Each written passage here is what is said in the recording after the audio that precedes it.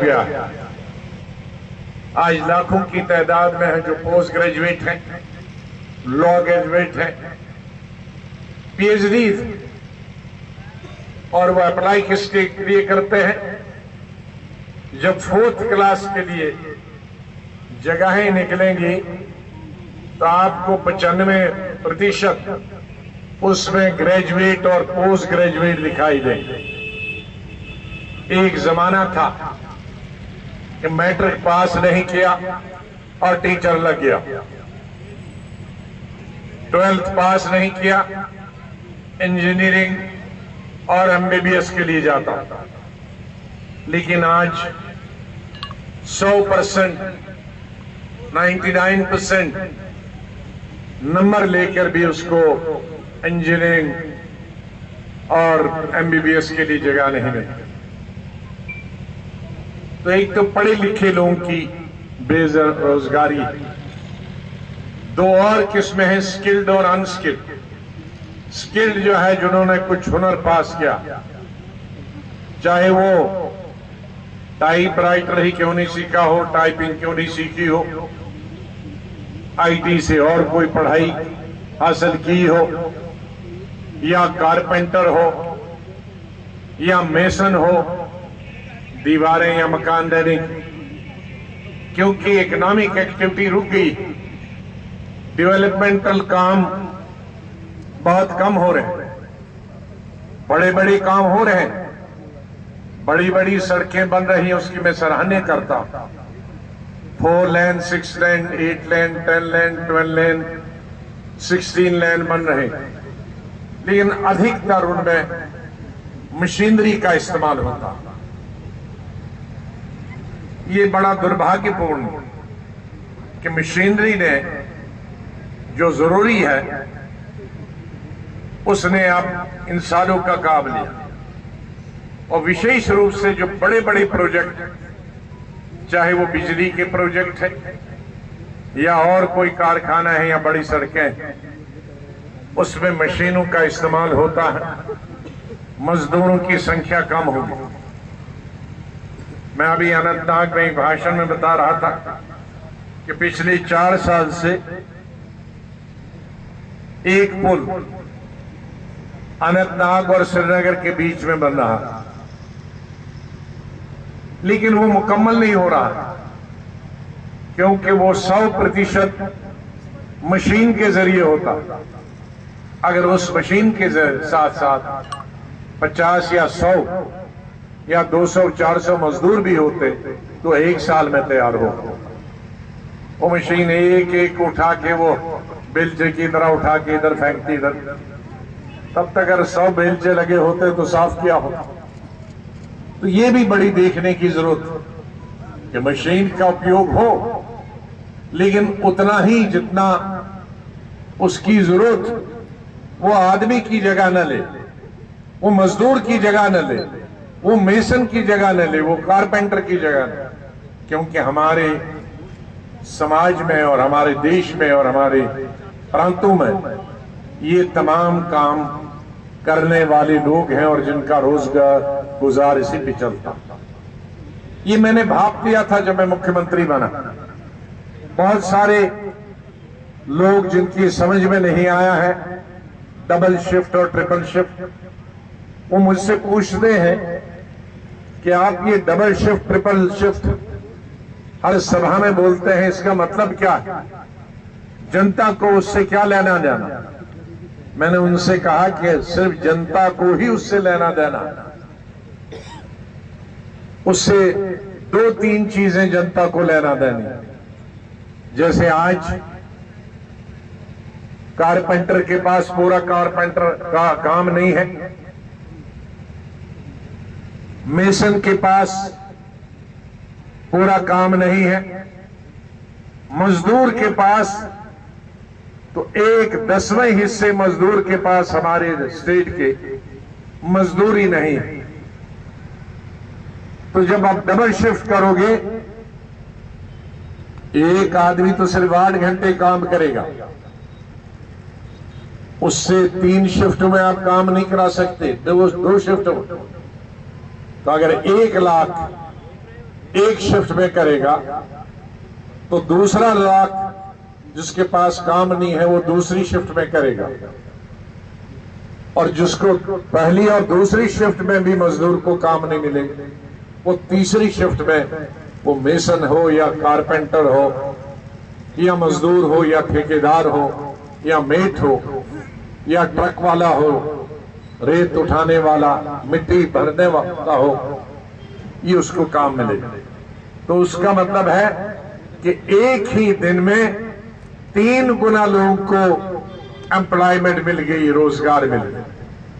और दूसरा by product उसका जो है, जो उससे दूसरा फायदा होता है कि अगर रोड आप जो 3 साल में बनने वाली थी ट्रिपल शिफ्ट में बनाओगे तो 1 साल में बनेगी। उसका मतलब आपके सामने जो रोड जिस पे आप 3 साल बाद बनते वो 1 साल में बन गई, तो 1 साल के बाद आप उसका उपयोग कर सकते हैं।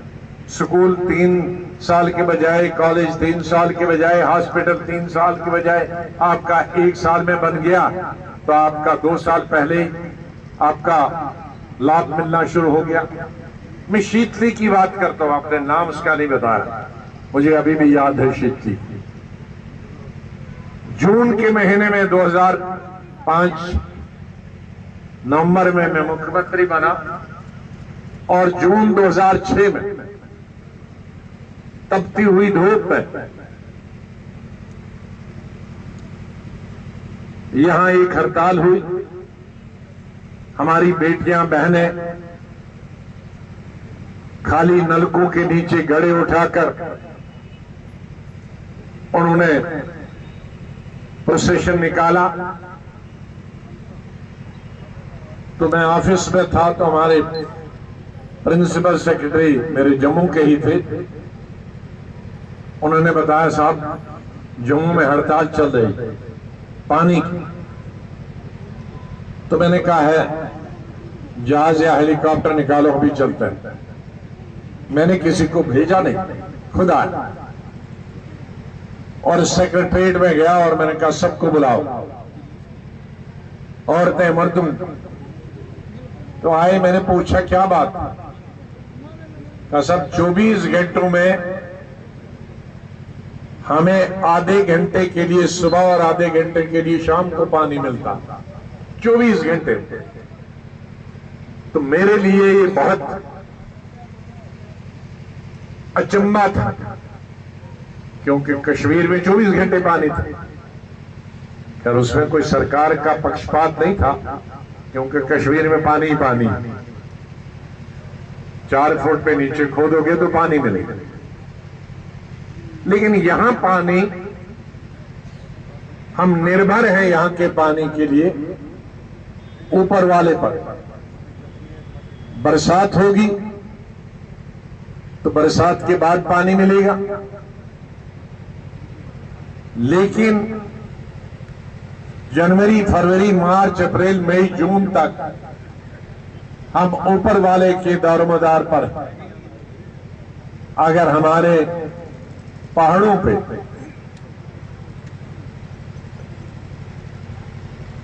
चाहे वो डोडा डिस्ट्रिक्ट के पहाड़ हों, किश्तवाड़ डिस्ट्रिक्ट के हों, बानहाल के हों, पीर पंचाल के हों, कठवा के हों, उदयपुर के हों, इन पहाड़ों पे अगर बर्फ गिरी, वो भी अक्टूबर, नवंबर, दिसंबर, जनवरी में, तो हमें पानी नहीं मिले, पानी मिलेगा। और बर्फ नहीं गिरेगी तो हमारे पास पानी नहीं, क्योंकि दरिया में पानी नहीं आएगा तो हमें कहां से मिलेगा। तो इसलिए मैंने पूछा क्या इसका इलाज। इंजीनियर्स को बुलाया, उन्होंने कहा शीतली से पानी आता है, ये नगरोटा साइड हम जाते हैं, आपने बड़े बड़े दरिया से देखे होंगे, बड़ी बड़ी पाइपें, बहुत बहुत आदमी उसमें से चल सकते। तो कहता जितना इन पाइप में आता है उतना चलता। तो मैंने कहा 6 महीने, कितना साल लगेंगे, कहा 2 साल। मैंने कहा 6 महीने में बने। कहते कैसे, मैंने कहा ट्रिपल शिफ्ट में बने। कहा रात को कैसे, मैंने कहा बिजली खंभों पे लाओ, कहां से खंभों पे लाना है, और कल से शुरू होगा। क्या बजट? मैंने कहा वो मैं देखूंगा बजट। और 6 महीने में बना और पानी यहां शुरू हो। लेकिन तब से आबादी और संख्या बढ़ गई। आज हमारा जो जम्मू डिस्ट्रिक्ट है, जम्मू शहर है, वो रियल कैपिटल बन गया। हमारे स्टेट में 2 शहर थे, 2 कैपिटल, एक श्रीनगर का कैपिटल और दूसरा जम्मू का कैपिटल। लेकिन दुर्भाग्य से 35 वर्षों से जब से आतंकवाद आया, तब से श्रीनगर शहर कॉस्मोपॉलिटन शहर नहीं बन पाया। कॉस्मोपॉलिटन शहर का मतलब हो जिसमें हर धर्म के, हर जाति के लोग हों। आतंकवाद में बहुत सारे हमारे हिंदू भाई मुसलमान भी वहां से कूच कर गए। लेकिन जम्मू रियल सेंस में हिंदुस्तान के किसी भी शहर से ज्यादा आज रियल सेंस में कॉस्मोपॉलिटन शहर बन गया। दिल्ली और मुंबई से भी। यहां कश्मीर का कश्मीरी मुसलमान भी है, कश्मीर का कश्मीरी पंडित भी है, कश्मीर का कश्मीरी पंजाबी जो आजादी से पहले पंजाब वहां रहता था, सिख भी है, लेह का बौद्ध भी है, लेह का शिया और सुन्नी मुसलमान भी है, चिनाब वैली के सब हिंदू मुसलमान, राजौरी पुंछ के सब हिंदू मुसलमान, सब जाति के, गुजर बकरवाल से लेकर कश्मीरी से लेकर आज जम्मू, ये शायद एक अकेला मात्र हिंदुस्तान में प्रोविंस होगा कि हमारे 22 डिस्ट्रिक्ट हैं, लेह कारगिल को मिलाकर 22 के 22 डिस्ट्रिक्टों में रहने वाले लोगों के घर जम्मू में है। महाराष्ट्र में 40 से ज्यादा डिस्ट्रिक्ट, सबके घर बंबई में नहीं। लखनऊ में 75 जिलों से ज्यादा, डिस्ट्रिक्टों से ज्यादा लोग रहते हैं, लेकिन सबके सब लखनऊ में नहीं। ये बहुत अच्छी बात भी कि एक स्वर्ग, एक भारत, एक जम्मू कश्मीर एक शहर में दिखने को मिलता है। उससे यहां के बिजनेस को फायदा भी हुआ। अगर एक दफा ये लोग नहीं आएंगे तो यहां, मैं जैसे इन्होंने बताया कि मैं हमेशा साल में, इस साल मिस हो गया 2 साल से, सिटी चौक से निकलता हूं, मंदिर से और ऊपर निकलता हूं पैदल चल के, जाता है आधे घंटे के लिए निकलता हूं 5 घंटे के बाद। तो वो कहते हैं जी हमारा असली बिजनेस तो नवंबर के बाद ही चलता है, वरना तो हम मक्खियां उड़ाते हैं पूरी गर्मियों में। कि कहते हैं जब चिनाब वैली से आते हैं, पीर पंचाल से आते हैं, कश्मीर से आते हैं, तो हमारी बजाजी भी मिलती है, बिकती है, हमारा चावल भी बिकते हैं, हमारे चने भी बिकते हैं, हमारी दाल भी बिकते हैं, हमारे जूते भी बिकते हैं, हमारे कपड़े भी बिकते हैं। तो बिजनेस के हिसाब से ठीक, होटल वाले का भी बिजनेस चलता है, दुकानदार का तो चलता ही है, टी स्टॉल वाले को भी चलता है, टैक्सी वाले को भी चलता है, किराए वालों के मकान भी किराए पे जाते हैं, छोटे बड़े। लेकिन इसमें पानी और बिजली पे भी प्रेशर आता है। तो एक तरफ से फायदा है, दूसरी तरफ से नुकसान, कि बिजली और पानी जो सिर्फ यहां आबादी की थी उसमें ज्यादा लोग शरीक हो जाते। शुक्र है कि गर्मियों में वो अपने अपने इलाकों में जाते हैं, तो उस वक्त पानी और बिजली पर कम प्रेशर पड़ता। अगर गर्मियों में यहां बैठते तो फिर बहुत मुश्किल होता। तो अभी जम्मू में तुरंत मैं देखता हूं, मैंने इससे पहले भी कई मीटिंगों में बताया कि अभी हमें दिखता है गवर्नमेंट को जरा फोर साइटेडनेस होनी चाहिए, दूरदृष्टि से देखना चाहिए। जब पानी खत्म हो जाए तब याद आ गया अब क्या करें, तब जाना पड़ेगा चिनाब वहां अखनूर, और वहां से भी गढ़ों में लाना पड़ेगा या टैंक से लाना पड़ेगा,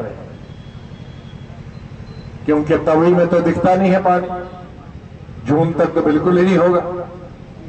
इसके लिए इलाज क्या, परमानेंट इलाज मैं सोचता हूं इसका कि अखनूर से जो नहर है चिनाब की, वो अलग आ जाए, वो ऊपर से आए। उधर हमारे जहां हाई कोर्ट थी पहले, क्या उसे हाई कोर्ट ऊपर जानीपुर, ऊपर से आए सीधे नगरोटा से, ताकि पूरे शहर को मिले। वो परमानेंट सोल्यूशन है, क्योंकि मैं समझता हूं कि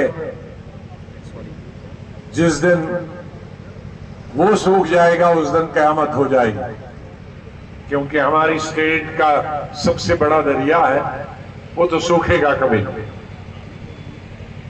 लेकिन टेम्परेरी उसका अरेंजमेंट पानी का, आज इसको मेरी बात का आपको ध्यान नहीं लगेगा, लेकिन अभी मई जून से पता चलेगा जब पानी मिलना बंद। आज से तुरंत सरकार को एक छोटी लेक जिसमें कोई पैसा नहीं लगाना, बिल्डोजर 10-20 लगाने हैं, वही मिट्टी जो बेचते हैं रेत है उसको इस तरह से डालना है बांध जैसा, वो पानी नहर बने, उससे वहां जितनी भी हमारी वो शीतली में पाइपें हैं कम के लिए, उनके लिए तो पूरा पानी हो, वरना शीतली की पाइपें हम बढ़ाएं लेकिन पानी ही ना हो तो उससे क्या बना। इतना पानी है उन पाइपों में आ सकता है जो मैंने डबल या 3 गुना या 4 गुना बढ़ाई थी, लेकिन पानी तो होना चाहिए, पानी ही नहीं। और ये आने वाले के लिए वक्त के लिए हमें तुरंत आज से ही नहर बनाना शुरू करेंगे, क्योंकि मौसम ने, जिसको हम ग्लोबल वार्मिंग कहते हैं, उसका सबसे बड़ा असर हमारी स्टेट पे 2 साल से हो रहा। पिछले साल हुआ और इस साल भी। मार्च में बर्फ होती है, मार्च भले कोई बर्फ का समय है, 5 मिनट में खत्म हो जाती, भाग जाती। बर्फ तो नवंबर-दिसंबर में रहनी चाहिए, जिसका पत्थर बने और वो पूरा साल पिघलती। तो जब मौसम ने बदल लिया तो हमको इतना फोरसाइटेडनेस होनी चाहिए कि हम तैयारी आज न करें, नहीं कि तो बीच में जंग हो गया, हमला हो गया, फिर हम तलवार ढूंढते हैं, इसको जरा साफ करो, गोली है कि नहीं, गोली मंगाओ, गोली मंगाने तक विदेश से तब तक देश का टुकड़ा भाग गया होगा। तो ये नजर सरकार को आज से ही, मैं कभी गवर्नर साहब से मिलूंगा तो जरूर इस समस्या जो, और इसी समस्या के लिए मिलूंगा, क्योंकि शायद यहाँ के जो लोग हैं उनको उनके ध्यान में लाना चाहिए था इस तरह की चीजें। तो लेकिन हमें आप लोग मौका देंगे तो जरूर वो जो असली इसका परमानेंट हल है वो अखनूर से नहर से पानी ही हल हो सकता है, पीने के लिए भी, धोने के लिए भी और हर इस्तेमाल के लिए। हमारी बहुत सारे, जिसमें एम्प्लॉयमेंट की मैंने बात की, मेरे वक्त में हमने कोई भी पहाड़ शायद जम्मू कश्मीर का होगा जो खोद आ रहे, खोद के मतलब बेकार में नहीं खोदा, हर गांव को कस्बे से, ब्लॉक से, तालुका से, तहसील से, डिस्ट्रिक्ट से मिलाने की कोशिश की। मेरे ख्याल में कई हजार सड़कें, जितना 70 साल में सड़कें बनी हैं देहात की, उससे 10 गुना सिर्फ 2.5 साल में बनी। उसकी वजह से क्या हुआ, कि जितने भी हमारे रूरल एरियाज 22 के 22 डिस्ट्रिक्ट में 22 इसलिए कहता हूं, उस वक्त लद्दाख भी हमारी स्टेट का हिस्सा है। लाखों मजदूरों को मजदूरी मिलती थी, मेसन को मजदूरी मिलती थी, नौजवान दूसरों को भी